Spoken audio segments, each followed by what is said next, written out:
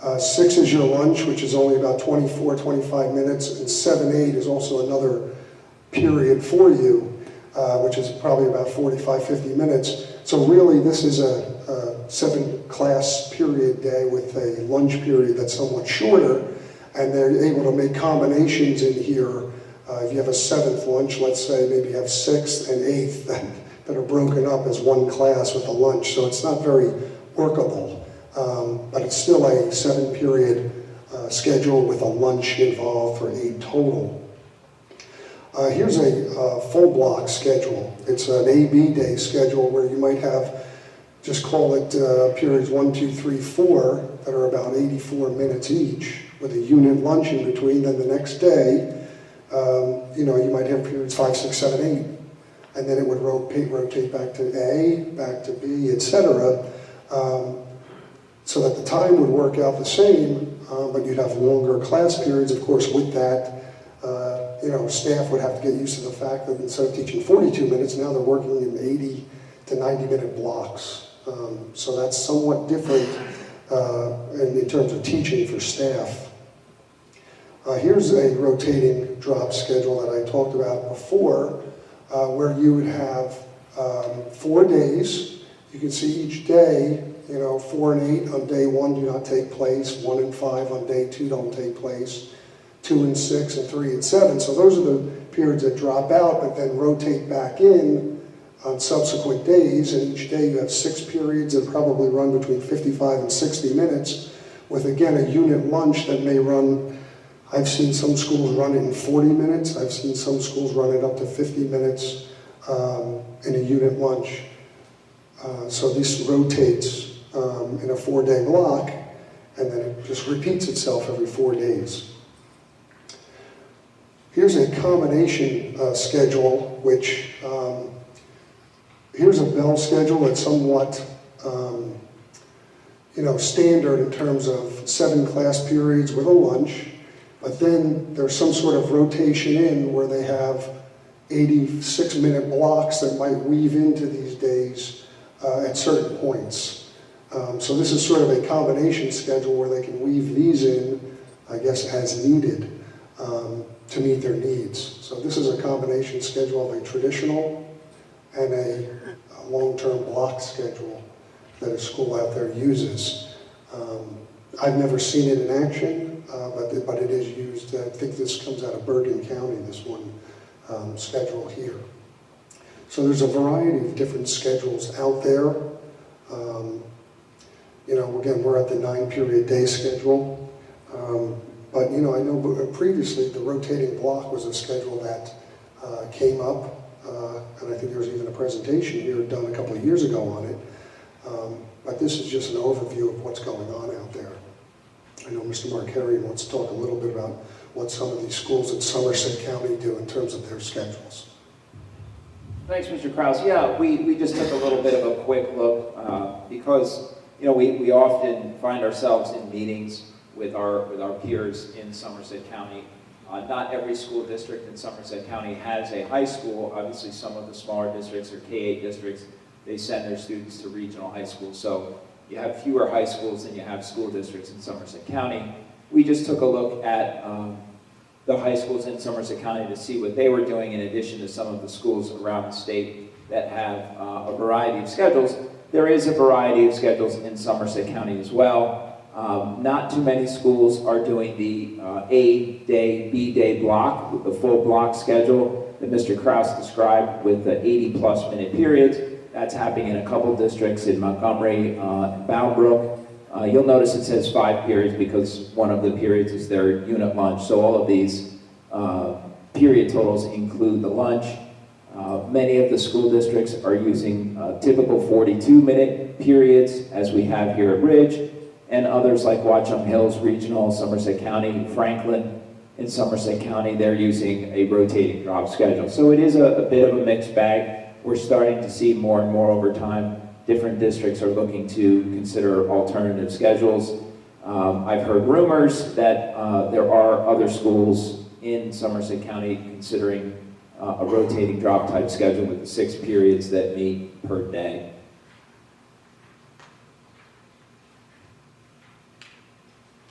So why look at a master schedule change at Ridge High School? Well, obviously for all the reasons that we talked about before, the very beginning in the first couple slides we were talking about why are we even having this conversation. Try to keep that in mind. And remember that there are things that we can do without necessarily changing the master schedule, and then by way of changing the master schedule, we can maybe make a difference by the way that we use time. If you think about all those rotations that happen in order to get from period 1 to period 2, period 3 to period 4, every time you pass in the hallways, that takes time. Every time you start a new class, as the students come in, you have to take attendance. You have to get the class started, you have to close the class. So every time you have another class in the school day, there's a certain amount of administrivia that takes place in order to get the work done. And in large part, that's one of the reasons why school districts might consider not only going from a 9-period day down to a 6-period day, but even all the way down to a 4-period day in that A-B block schedule, because now you're only meeting in 4 academic classes per day. So your passing time is only from period 1 to period 2. You don't need passing time to go to lunch. You don't need passing time to go from lunch to your period 3 class, but you need passing time to go from period 3 to period 4. So you have your passing time down to 2 times a day, between 1 and 2, and between 3 and 4. So a lot of it has to do with just trying to be a little bit more efficient in the use of time so that you have more time to do instruction. And as you're going to hear some kind of common themes as we go through the different aspects of consideration, and that is not only the time for the students, but the time for the staff to be more engaged in professional activities rather than things like duties. So we've talked about some scenarios. This is just a way of comparing two different types of schedules in the way that it relates to our current model, right? So our current model, over the course of a school year, a year-long class has 7,560 minutes of instruction, right? 180 class meetings, 42 minutes per class. So, you know, if we were going to go to a different schedule, you want to kind of have a sense of, well, are you going to have more instructional time, less instructional time? How does it compare? Okay? Obviously, if you take away one period entirely and you redistribute the available minutes to other periods, you're going to have many more equivalent 42-minute classes. Okay? That's obviously a dramatic change if you go from 8 classes a year to 7 classes a year. And remember, one of those 7 classes would likely need to be study hall in order to make some of your other classes in your sciences work. So we haven't really taken that option to be one that we're excited about because we know it's going to have such a huge impact on the availability of classes for students to take, although it is a significant increase in the number of minutes. The full block model would be the A day, B day, 4 classes on the A day, the other 4 classes on the B day, and that gets you about 7,920 minutes per class. So if you look at the difference, and you look at it in terms of 42-minute classes like we have now, that's roughly 8.6 more classes than you have now in a year-long course at Ridge. And then in the last column, we're comparing the increase in time that would occur as a result of going to the rotating drop schedule, where you're meeting with 6 classes a day plus a lunch. Okay, now obviously, as you tinker with this, right, you get different results at the bottom of the column. So if you say, well, let me take a few more minutes for lunch. Let me add a few more minutes to the unit lunch. What if I started the day a couple minutes earlier, or I ended the day a couple minutes later? Okay, it's easy to make the numbers move if you change the time during the day or how much time you assign to lunch. So this is just to give you a sense of what are we trying to accomplish if we want to have more instructional time. Right? An extra week of classes, an extra 2 weeks of classes compared to our current 42-minute classes. Okay? One of the things we also talked a lot about is how do you quantify the fact that you have less administrivia over the course of a school year if you meet with a class fewer times? Can you quantify that? And we kind of talked about it, we shrugged, and we had another meeting, we talked about some more, we did this. We didn't come up with a good way of quantifying that because it's not minutes that you can measure on a clock. It's a sense of, well, do I create some efficiency here? And we all believe there is a sense of efficiency there, but it's hard to quantify. Does it translate to like 2 or 3 more classes in a year? It's challenging to try to come up with a way to quantify it, but we believe it has some value. So when we talk about these different types of schedules, you're going to start to see patterns in the pros and cons when you start to try to manage the time. I talked to you a little bit already about the time that's wasted in passing in the hall, the time that's wasted taking attendance, a critical and important function, but the less times you have to do it during the course of the year for a given class, the more efficient you can be. We talked about the fact that if you reduce the number of periods available in the day, obviously there's less choice for students to build up a transcript and to have electives. We talked about the fact that when you get into changing your master schedule around in this type of very significant way, it's difficult because we don't really know if it would work until we actually try to see if within the confines of what we have available in the building, it would work. So it involves trying to make a mock schedule, if you will. So obviously one of the advantages right now is we know what we have is functional. We're able to schedule the students.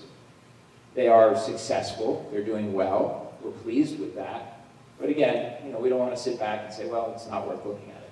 We want to at least be thoughtful of the possibility. So some pros and cons. Just from the time perspective, right? This is strictly about time management. So besides the use of time, I asked Jillian if she could speak a little bit to some of these other factors that might be a little bit more climate related, emotional related, how you feel in the building, how your day goes in some of these time scenarios. So Jillian? Yes, a lot of these are social emotional learning type things and not necessarily strictly curriculum or scheduling type things. But what other benefits could a new master schedule have? In theory, in hope, what we're doing this for is that it would be stress reduction for students. They wouldn't necessarily have class every single day, which means that they wouldn't have to have homework ready every night for the next day. They have an opportunity to be together at lunch, which certainly is big in terms of the social aspect of things. A lot of schools that are doing this have creative uses for unit lunch. There's a lot of schools that have voluntarily, the teachers will have board games for the kids to come in and play, and then just hangout sites. Some have coloring books, just places to decompress during that lunch. Not even being asked to, just the teachers like to provide this sort of thing for their students as well. In addition, counselors could have something like office hours, more for like a drop-in, since everybody will be available, and you could always kind of poke your head in and see your counselor then, or we could run groups or other prevention type activities. There would also be a reduction of time in the hallways for behavioral issues. Not that that's a huge problem at Ridge. However, a lot of the schools that we visited did specifically mention this as well. Quieter halls during academic classes, because instead of having 5 lunch periods where students might be leaving the cafeteria to go to their locker or the media center, going to get extra help and just that extra commotion in the hallway, there's only the 1 lunch and everybody's there at the same time. I'm always looking at it from a master scheduling point of view too, but room utilization should be helped by not having classes every day. We always struggle with finding enough rooms for different subjects and different classes as well. Students with extra time accommodations might have a better chance of finishing their exams or their quizzes in class without having to come back if the periods are longer. And the rotation of classes is a plus for some students that are on medication, and not just necessarily those who are on medication for ADD or ADHD, but even some sort of medical condition, diabetes, Crohn's disease. Sometimes the day are better than others, and they wouldn't necessarily have that same class that you're always, in a good spot for or always in a bad spot for. It would be shuffled through the day a little bit. If we rotated the morning block and the afternoon block separately, the shared time vo-tech students would be affected. Their chances of getting the courses that they need would be exactly the same as they are now, the way we run things. Helping students who are frequently late to school and or leaving early from losing credit in their classes. If it rotates, then at least those missed days would be spread across different periods. And rotating courses allow staff to issue tests when they're ready, as opposed to being locked into that specific day of the week for science testing or for math testing or what have you. So the balance would hopefully occur a little bit more organically.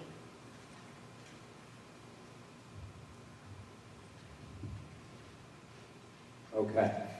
So obviously, when you have something that's going well rather, and I believe that's the case at Ridge High School. I think things do operate very well, and I think our outcomes are excellent. We want to be mindful of trying not to over-tinker. So one of the things we want to keep in mind is, what are the goals? If we made an adjustment to our master schedule, what kinds of things do we want to keep in mind? So I asked Drew, make a list, and I have to say, Mr. Krause has been really terrific. I put a lot on his plate, a lot to think about in the short time since he's been here in July. So I just appreciate his willingness to put his thinking cap to all these different things that he walked into when he came to Ridge High School. So we sat down and we kind of talked about this a little bit. What kinds of things do we want to do? Well, obviously, we want to make our school stronger, right? We want to build on the strengths that we already have. We want to meet our students' needs. We want to be able to be responsive to those needs. We want to be academically rigorous. We want to maintain that academic rigor. We want to maintain our instructional time. That's why we were looking at what happens to the total minutes that are available to teach a particular class over the course of a whole year if you change the way that you run your master schedule. We're going to get a little bit more into some of those challenges. And obviously, we would like to try to find an opportunity for our teachers to have the chance to be together during the day to collaborate on the courses that they're teaching. One of the big challenges that we have when we're talking about working with our staff, maybe you have 3 teachers teaching the exact same course. Do they ever have a time, a half an hour together during the day to talk about how that course is going, what the sequencing is, where are you, when are you giving your test, are we collaborating on a given assessment, is it a common assessment, how did your students do on the common assessment, where was the strengths and weaknesses that you identified, was it the same as what I saw? Those issues are very difficult to overcome when 2 or 3 teachers don't even have a common period. It's just a big challenge. And we started a couple years ago to really look at this opportunity for staff to have a professional community, a PLC, if you will. And we've really tried hard to accomplish that in our schools, but it's just extremely difficult at Ridge High School just because of the way the master's schedule operates. It's a little bit easier here at Adam, at least they have a team period. Okay, they're not necessarily always together with people teaching the same subjects, but they can cross team and be together with people teaching the same subject.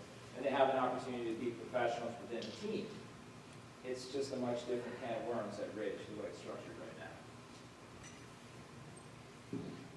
Okay, so Mr. Krause is going to get into the details of a few options that he came up with. Yeah, Mr. Markarian asked me to crunch some numbers, and this is a rotating drop schedule. I was asked to look at this.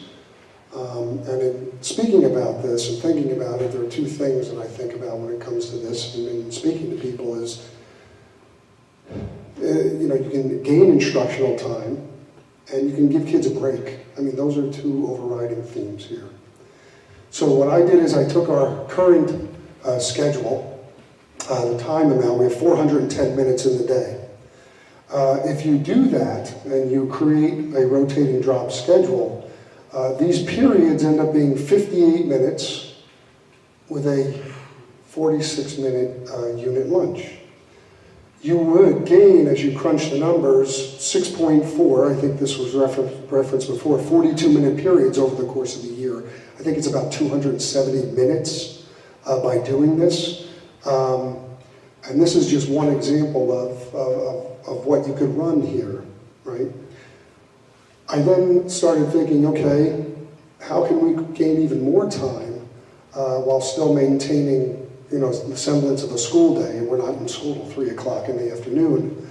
And the thought was, all right, let me say if I add an extra minute just to each period. So these periods are now 59 minutes with a unit lunch still of 46 minutes. By adding that additional minute, you're now at 9.6 or almost 10 42-minute periods, almost a couple of weeks of additional instructional time, okay? By increasing by a minute, by giving 6 minutes, so instead of ending school at 2:25, you'll go to 2:31, just by way of example. And then I put my mad scientist hat on for this one, because I thought about, okay, how about this?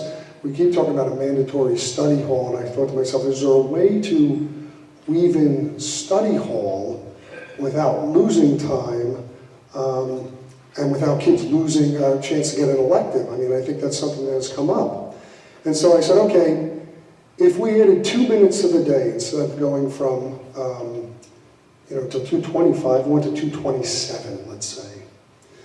Well, the net time is 0. I think it's still 7,560 minutes. These periods now are 56 minutes. Okay, still a substantial amount of time. But what if you had a unit lunch that was an hour long, up from 46 minutes, and you split 30-minute blocks so that, for instance, if I have, part of the school is in lunch for block A for 30 minutes, while the other one is in a study hall, and then after 30 minutes they switch.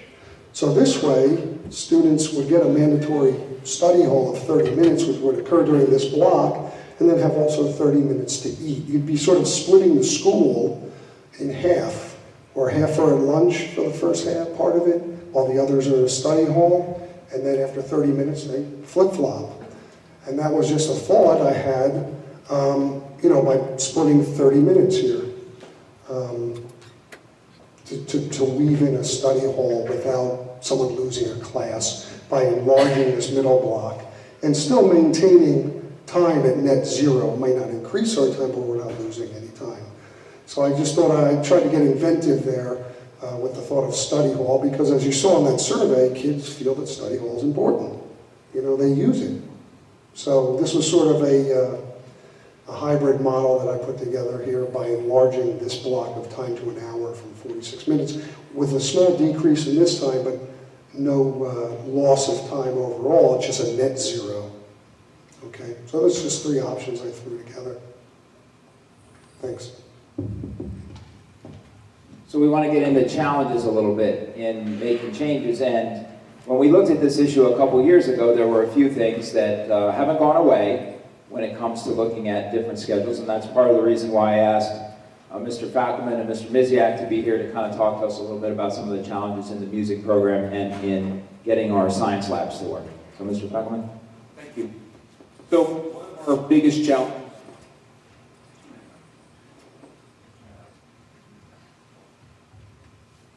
one of our biggest challenges in putting any schedule together is doing what I put in bold, is maintaining the excellence of our programs. When looking at a number of schools, one of the things that I looked for were schools that are similar to us, not just in Ridge High School, but in music departments, obviously. We're very proud of our departments, and we're fortunate to have 3 strong areas: band, choral, and orchestra. Not all schools have all 3 strong programs, and that creates some advantages and some disadvantages for them. It certainly is an advantage for us to have 3 strong programs, but in terms of trying to create different schedules, that gets in our way, and that's a good problem to have, but it's a problem nonetheless. So again, one of the things that we want to make sure we maintain, we have lessons as part of our curriculum. Now for this presentation, it says ensemble training. Really should say small ensemble training, because that's the choral version of lessons. They meet just as the instrumentals meet for lessons. Right now, they occur over 5 lunch periods. So students do not miss any academic periods to come for a lesson. They rotate, teachers develop a schedule. They meet with their teachers during the lunch period. So They eat lunch real quick, they go do a lesson, or vice versa. One of the things we want to make sure we do in any schedule is allow for greater flexibility in scheduling. One of the things about the current schedule is the teachers have learned, counselors have learned, Julie and I spent a lot of time together during scheduling season, as Mr. Kusiak and myself, trying to find ways how we can make the schedule work to get the maximum amount of students into their music classes. So doing it right now, our symphonic orchestra and wind ensemble meet at the exact same time. They also share kids, but it's also a period that is a high science lab period. So we're trying to fit students in their labs, fit them in for lunch, and the students elect to take their orchestra or wind ensemble, if possible, during that period as well.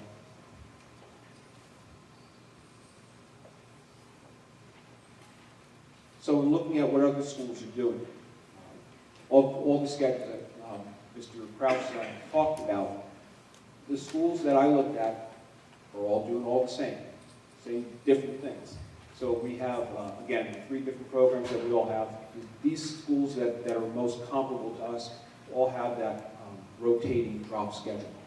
So one of the things that we have that some don't have is the lesson schedule.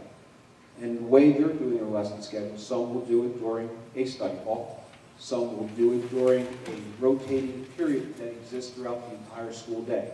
That's academic periods, lunch periods. The only time it wouldn't occur is when they're meeting during their large ensemble classes, their concert band, their orchestra, their choral classes. And yet some don't have lessons at all.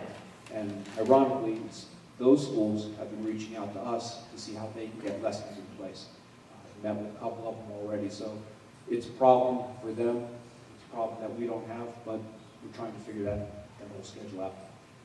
And a way that some of these schools have been able to make the lessons work, larger facilities, and increase staff in order to tag team the classes. So in a schedule, for instance, a block schedule, 80 to 90-minute class, if you had 2 teachers, you can split up the class.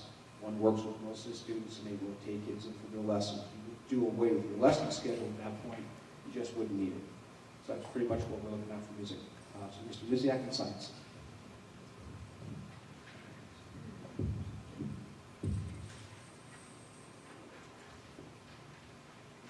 So as Michael already alluded to, we run into some very interesting logistical scheduling things when we get into the special areas of music and science.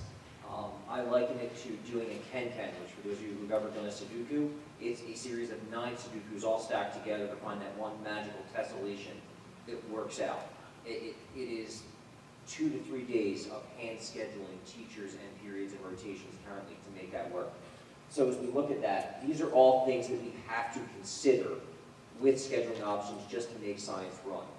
Science is a unique animal in the sense that, unlike math, where a geometry teacher this year can teach algebra next year, or vice versa, we are super specialized. And a chemistry teacher is certified in chemistry, a physics teacher in physics. We are fortunate that some of our teachers have dual certificates, but still, I don't have the ability to just take a chemistry teacher and make them biology or earth science or something like that. It just can't be done. So we have some interesting constraints. We then have the rooms. Only so many rooms can house science labs. And currently what we do, you heard the term earlier from our Director of Guidance, Ms. Shavis, we dovetail. The class runs period 1 with its lab period 2, then another class runs period 3, sharing that lab period 2 to make the most out of our room space and the most out of our lab equipment.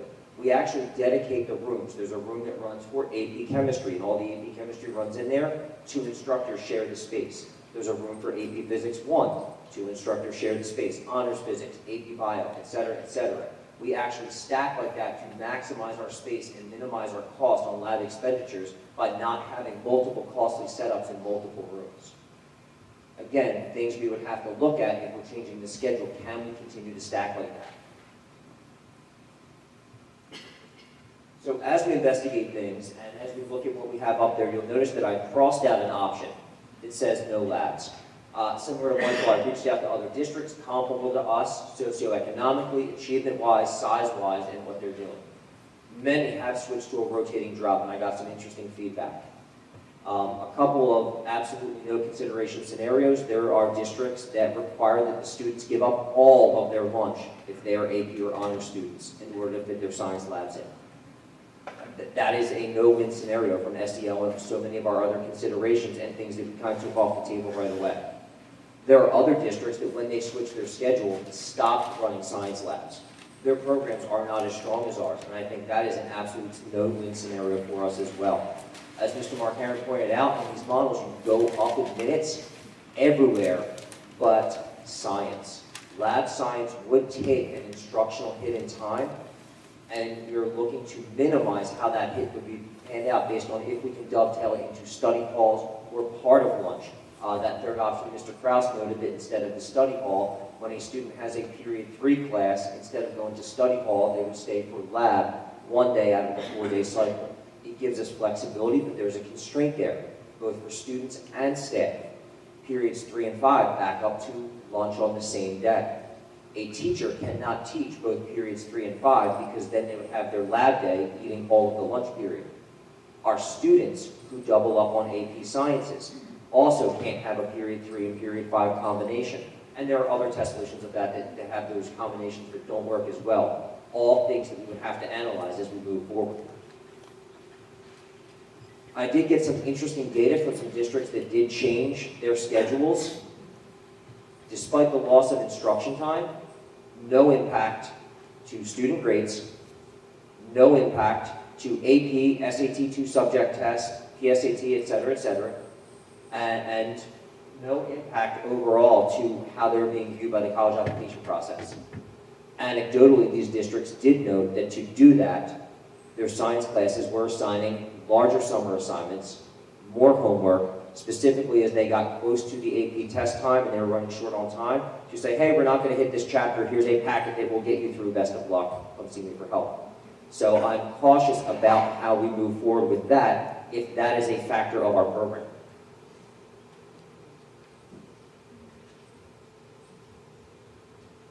So coming full circle to those minutes that I alluded to there, and I'm going to scroll between the top and the bottom, you can see currently what we have and what it would look like moving forward.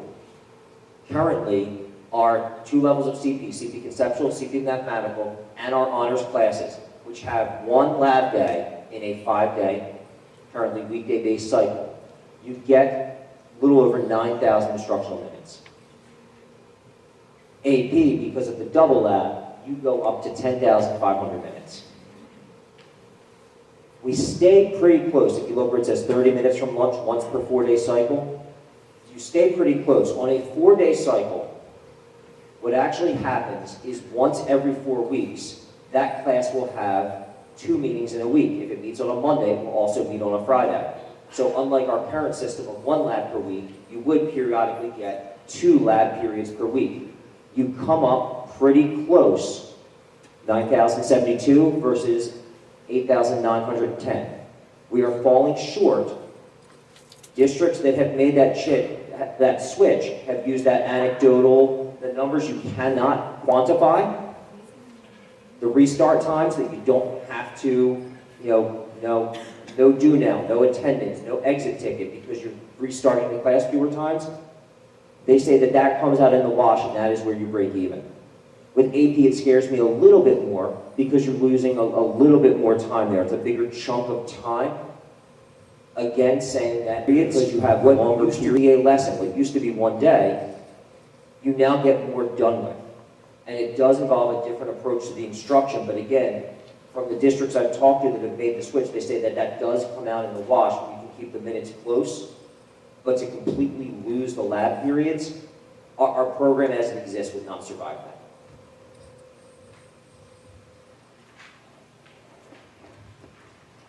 Oh. We've got 1 man down. Okay, so one of the other challenges that goes along with taking a look at the rotating drop schedule is, in addition to some of the music and science challenges, is the facility itself. And strictly speaking, I'm speaking about the cafeteria. As you know, right now, we've talked about the fact that at Ridge, we already have 5 lunches running. And the reason we have 5 lunches running is because there's limited seating space in the cafeteria, but not just the seating space, it's also the cafeteria itself in the kitchen facility. How much food can be produced by the kitchen staff in the kitchen facility that they have to produce that food in. Storage, cooking ovens, warmers, fryers, refrigerators, storage for food supplies. All of those issues come into play when you're trying to feed 1,900 students. So we think, realistically speaking, if we wanted to retain our ability to independently feed these students at the same level of food service that they've gotten used to, which is really pretty good. I've been caught in the cafeteria a few times eating the chicken nuggets, the famous chicken nuggets and fries. I like the little curly ones with fries. But anyway, there is some pretty good food there. And we don't want to turn it into a situation where the kids are used to a nice quality service and we change to a new schedule and all those students that were buying lunch are now faced with a situation that's a huge drop-off in service. And we know from the student survey that a lot of students are using the cafeteria service pretty heavily. So we talked about a unit lunch problem and solving the problem by having more facilities to cook food in. We would need to add a facility that could cook more food and supply more food and have more points of service to sell that food to the students. We talked about an addition possibility shown here in the overhead view of Ridge High School. That red arrow is pointing to the end of the 700 wing, in that patch of green between the back parking lot and the end of the 500 wing. There's a little schematic, again, showing the tan addition at the end of the 700 wing, connected to the building in that nook between the parking lot and the 700 wing. Obviously, this is a huge ask. It's a significant sum of money to build such a facility, and one that would take between 21 and 27 months of lead time in order to make it happen.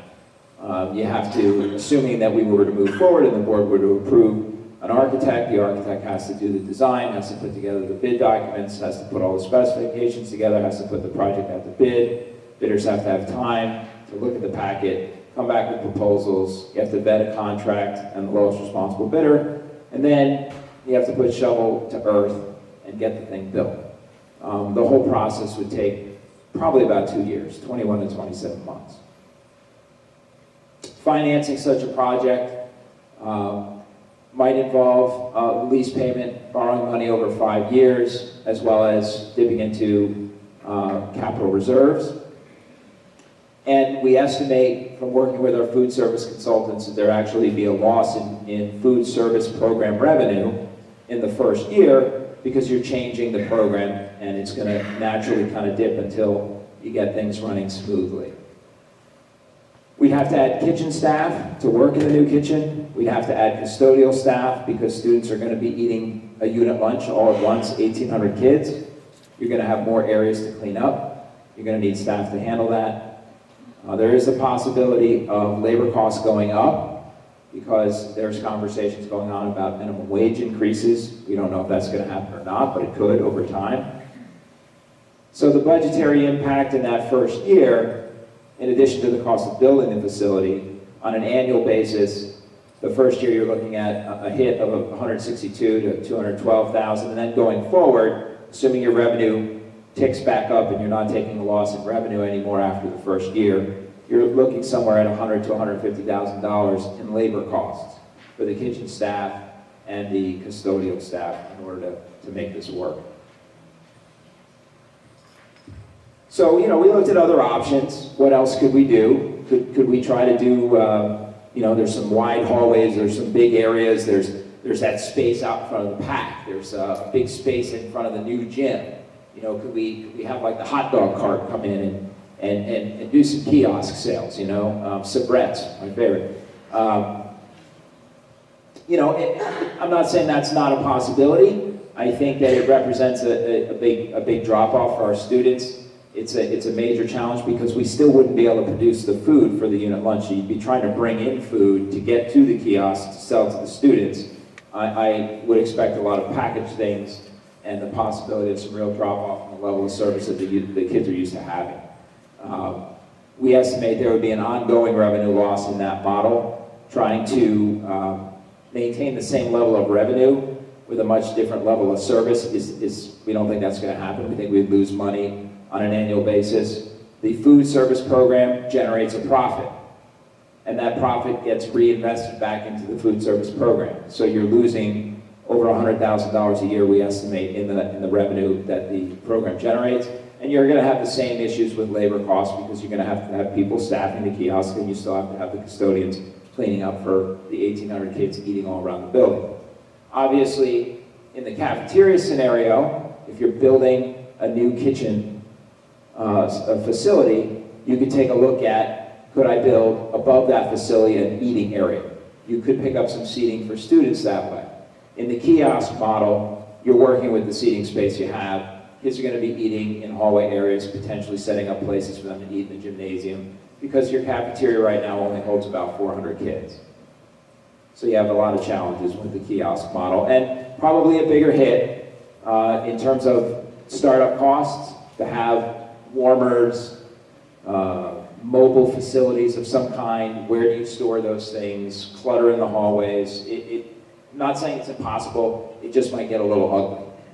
And it would probably be a bigger financial hit on an annual budgetary basis because you're going to lose revenue and sales.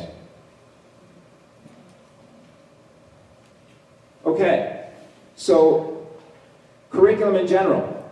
Our director of curriculum has been kind enough and patient enough to jump in. Thank you, Mr. Marcari. His work, that's a good thing. So I'll try to sum up what we talked about a little bit tonight as far as it relates to curriculum. The overall piece of this is that all of these new models we're looking at as instructional minutes. So obviously that's a positive thing, but to derive all those positives, it really comes down to what we do at that time. What you don't want staff doing is saying, I have a 55-minute period, so when the 43 minutes is up, the build period, I just go into my usual next day's lesson, right? That's not the way this would work. So making good use of those longer blocks of time, coming up with new models of instruction, new models of assessment. I think the most powerful piece of this from a curriculum standpoint, though, is when you look at these models and you see students only meeting 6 classes or 4 classes in a day, you're going to see a reduction in the amount of homework, right, because they're not meeting those classes. That's a powerful piece. Also, fewer assessments, right, because if I'm not meeting that class that day, I can have an assessment in that class that day. So it does break up the week for students and alleviate the overall amount of work that can happen on any given day. From a professional development standpoint, we have long struggled with PLCs trying to find common time. How do we give staff members that time? We have battled this for the past several years. Most of these models allow us to weave in that PLC time so staff at the high school can have similar benefits to the staff at the middle school and be able to meet and discuss their courses.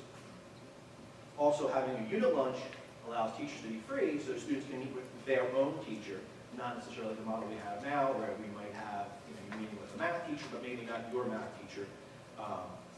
This model will allow you to meet with your own teacher, potentially. So what are the cons? At a minimum, we're going to have to change the way we do science and music. We talked about that, Mr. Fackham and Mr. Misiak discussed how those schedules work. We have wedged them in and made them work in a million different ways, much to Ms. Shadis' credit, trying to get students what they want. We've always done that at Ridge. We believe in trying to get students the best schedule for them. But most of these will cause some change. It's not necessarily a totally bad thing. We might be able to do it very well. But like Mr. Misiak mentioned, we have a very large number of minutes in AP right now, AP Science, as compared to most other schools. So while you can see an overall drop in almost any model you come up with, you would still be very competitive with all the other schools that run similar models. And of course, the results show that they have been consistent with their test scores. The length of the day, as I mentioned, as part of the pros, part of the challenge of that pro of having this longer day is helping staff understand, what do I do now, right? What do I do now with the 55-minute period? What do I do with an 80-minute period, right? And that is proportionate. So if we go to a 55-minute period, let's say, that is not as drastic of a change professionally, professional development-wise, as an 80-minute period, right? That would be a much greater change for us to take on. So that could be a comp. Assessments might span multiple days, right? So if I have a class rotate out, but I'm testing this day, then they rotate back in the following day, that assessment would be out in the wild already, right? And there's possible issues with academic integrity. A possible loss in schedule flexibility, right? So how we do things now, like I mentioned, we try to make everything work for every student as best we can, dovetailing science courses, weaving in music lessons, and depending on how we build the schedule, we might see some losses. And the last thing, which is something some people miss, is that if you have an 80-minute period and you're absent that day, you've missed 80 minutes of instruction, right? Not 43 minutes of instruction.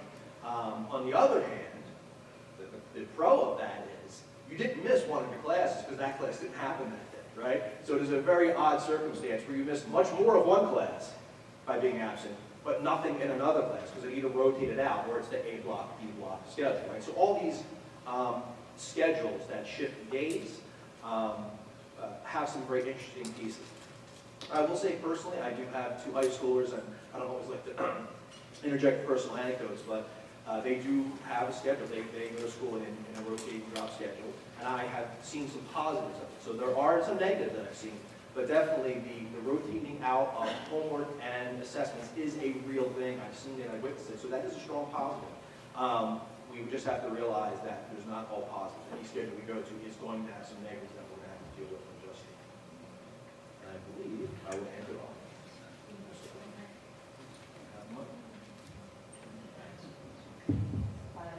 Well, from a special ed point of view, there's a lot of positives because we're always advocating for additional time for all of our students. And not to sort of repeat what Brian and Jillian have already said, but many of the things that they have talked about will also be the same things that you see in special education. We have students that consistently come in late during the morning or afternoon due to anxiety. This would help a lot of those students out. We have students also that perform better at certain periods of the day. So by changing those schedules and making them go to different classes, that would help the students there. We also have a longer class period. It takes our students a little bit longer to process. So in having that additional time, teachers will be able to introduce a little bit more, see that students are getting what they need to in the class, repeat the instruction whenever they need to. Stress also reduction, and that's always a big factor, something that we take into consideration all the time, and not having those same classes every single day. Some of our students really excel in, say, English, but do not excel in math. So that gives them that leeway in between. Additional time for testing. That's something that we're always looking for. When can we get that extended time in? Some of our students have 50%, 100% extended time. This allows some of that to take place right within the classroom. Also, scheduling homework. You don't have all those subjects every single day because the students, especially students with disabilities, a little bit more time to work on those added subjects that they need to spend a little bit more time, knowing that the following day they might not have a certain subject. Also for our teachers, they get to hit all those modalities while they're teaching within the classroom. So they'll have to change their instruction, but that's extremely important for our students with disabilities because they need to be taught in all those different modalities in order to receive the instruction. And also additional time to meet with their case managers or their mentors whenever they need possible. Thank you. I know I mentioned a lot of these pros and cons for counseling services prior, so I'll keep it brief on this slide. But really, a particular model would need to be specified before I could answer all the questions. But the main thing that we want to keep in mind is, will this change or changes reduce the stress for students and replace more emphasis on mental health and wellness? Are we going to be able to improve the services that we already provide? Will the changes make counselors and SACs more available, more time for groups, more time for prevention programming? Will it change our college admissions rate, hopefully for the positive, obviously? How would it change our internal college planning process for modules? When would we do visits? When would we have group programming? One by one, we're killing them. And also for the master schedule, how will the room and teacher utilizations be affected? Finally, will all the schedule changes that we're going to make, if we're going to make them, work for every single group of students? Are we really putting one group of students at a particular disadvantage? And that's something we certainly want to make sure that we avoid.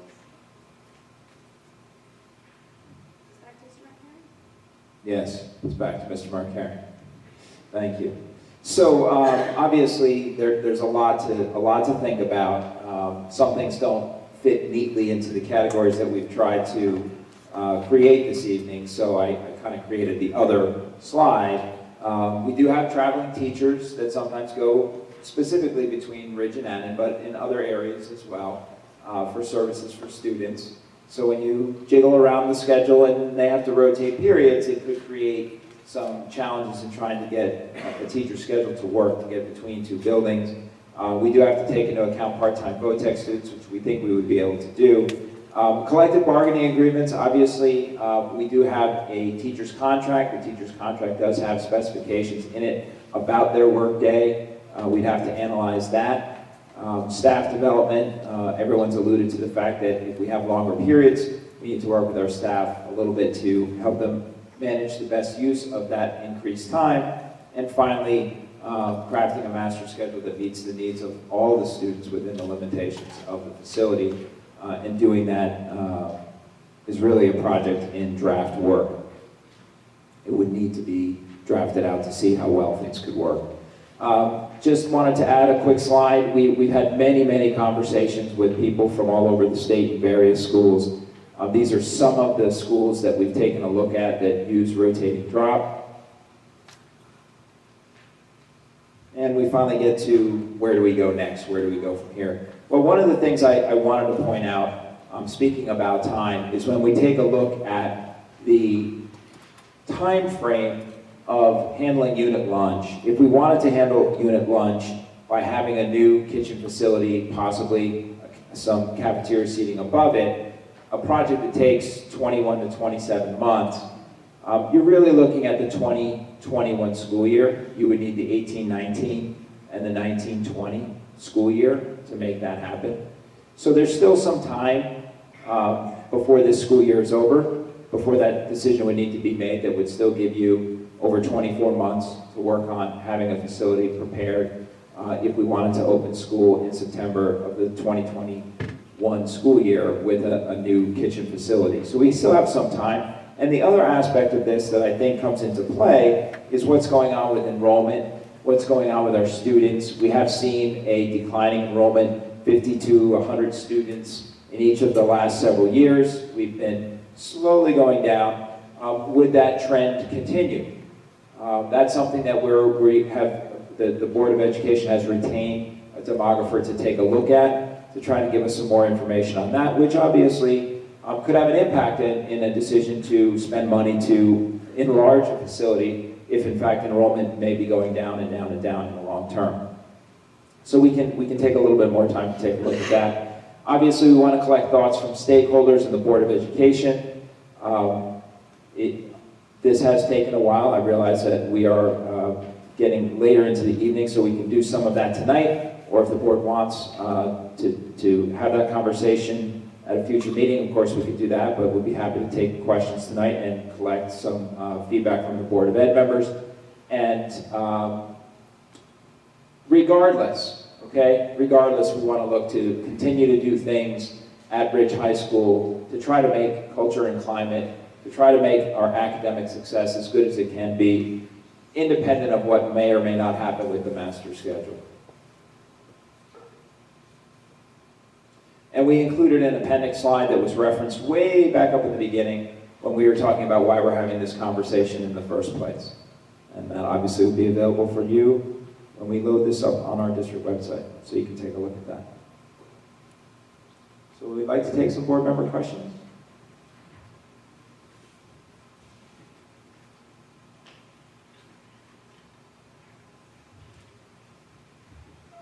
My vote would be to just ask if you have specific questions and maybe have a big extended conversation at another meeting, because I think we can talk about it all night. But a couple of quick questions. So I'm interested in the schedule, Drew, that you showed with the split lunch. I was thinking, like, would you be able to divide it up and have like the 9th and 10th grade in one half and then 11th and 12th in the other half, or would that mess up like scheduling of classes? That'd be another two killing you. Oh, that'd be very much. I just- That would be difficult to do. I mean, Right. certainly try, but. If there are no other classes running the alternate, you should study hall and lunch, then it shouldn't be a difference. Because I was thinking afternoon, so that Right, would, yeah. yeah. Because that would be one of the downsides of that model, is it? Right, you wouldn't have everybody all at once. Right, and also the PLC model too, having all the teachers free at the same time. Interestingly enough, I went to watch them to see their unit lunch, and all the grade levels just seemed to gather in their own little area just by, they just did it, it happened. And the other question,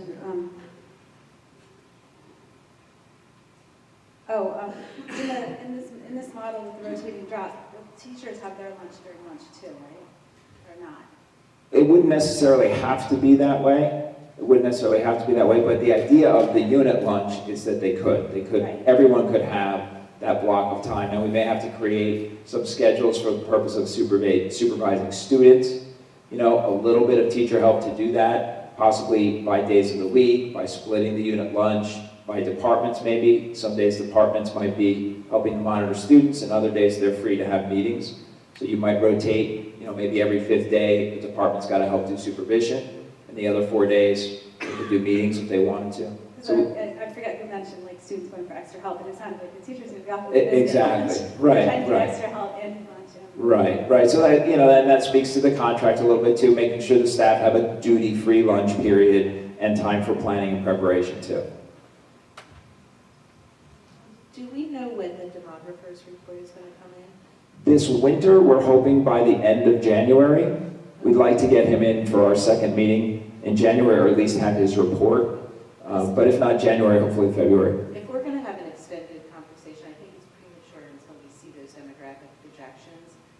I've always been a proponent of the rotating drop and the benefits the students could see, but I had an opportunity to observe both Livingston and Watchung Hills doing the actual schedule, and the difference between those facilities and ours is they already had existing locations to have the lunch. And I just feel between the capital expenditure and the additional annual funds that are going to be required, I don't think we can make a responsible decision until we see projections for what's going to happen with our student population. So I would ask that we wait and have the conversation once we see that. As far as I'm concerned, that's a huge component of our decision. Sure. Okay, so why don't we plan on getting that extra information and then maybe having a larger board forum discussion. Plus, honestly, it takes a lot of time to absorb all that. That was a lot. I appreciate your patience and your indulgence in a long presentation. So thank you for your willingness to listen. I don't have a question, but I just want to thank you all for giving such a comprehensive presentation.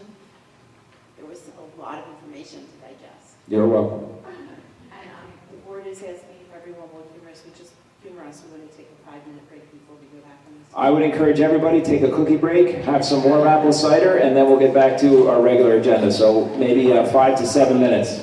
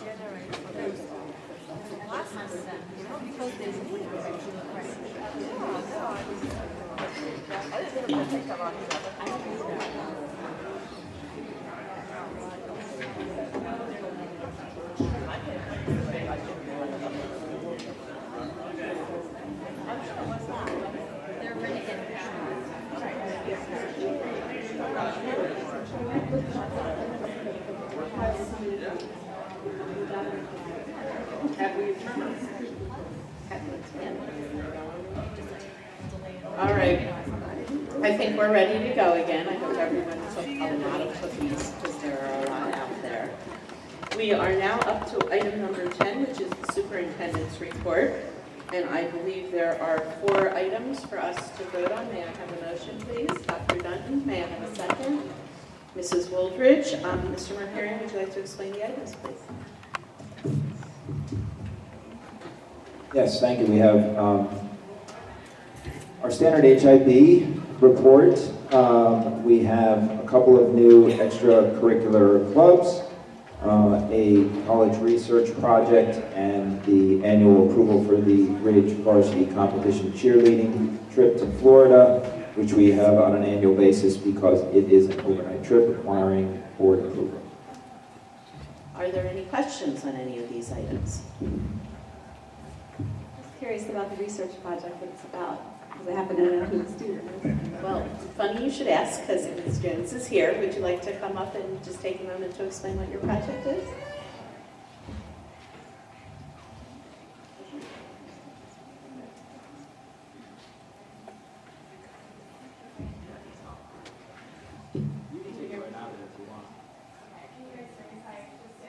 Can you hear her back there? No, you're going to need the mic. Sorry. You can take it right out of there if you want to hold it.